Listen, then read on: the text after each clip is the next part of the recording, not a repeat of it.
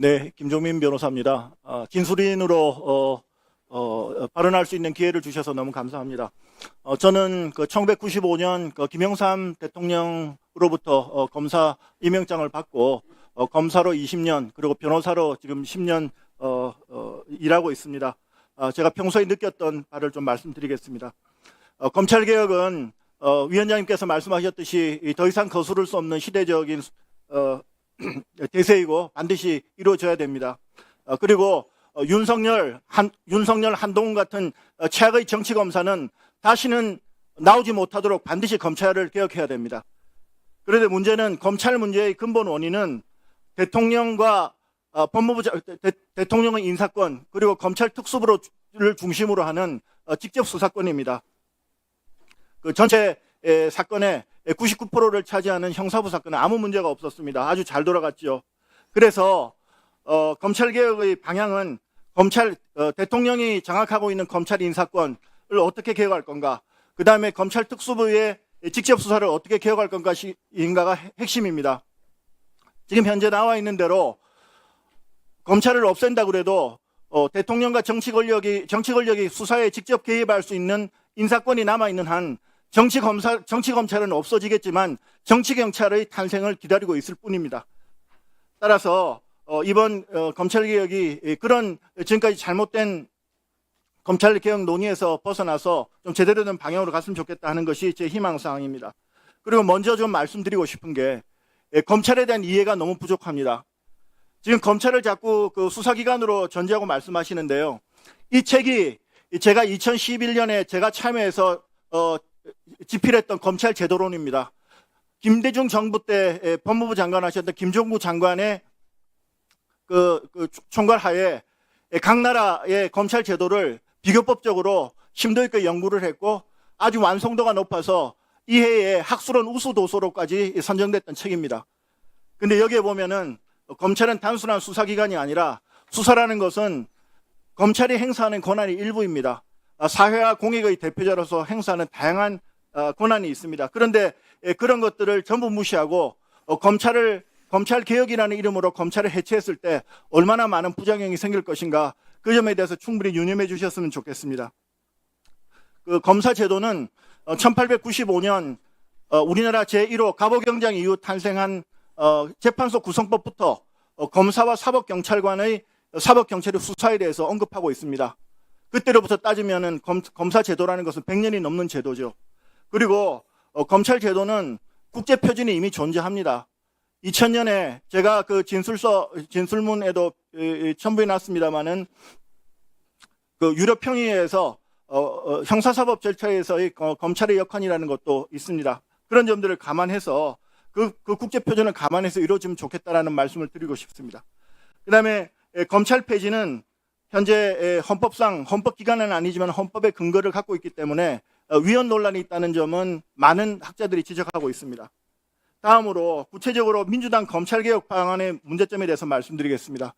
국가수사위원회는 전 세계적으로 유례가 없는 제도입니다.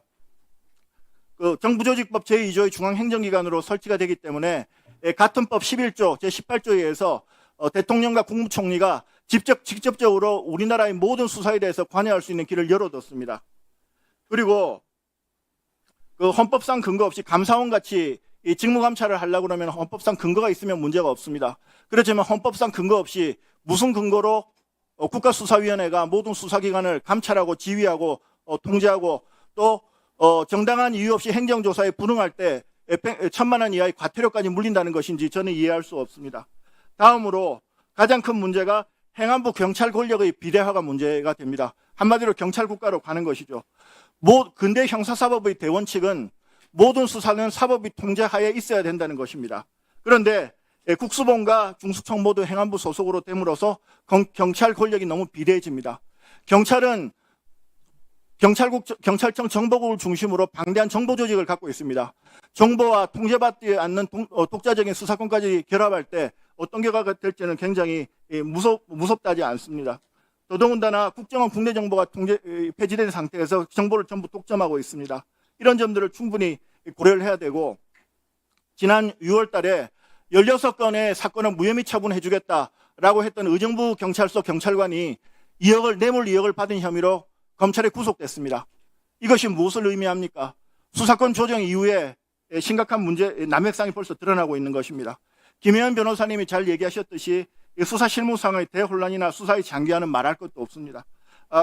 그리고 증권범죄라든지 부패범죄 같은 중대범죄도 과연 이런 우리가 검찰을 개혁하더라도 이런 국가적인 수사 역량을 약화시켜서는 안 되는데 과연 중수청을 설치함으로써 이게 가능하겠느냐, 저는 의문입니다. 그래서 해답은 수사와 기소의 분리가 아니라 수사 지휘권과 직접 수사권의 분리가 돼야 됩니다.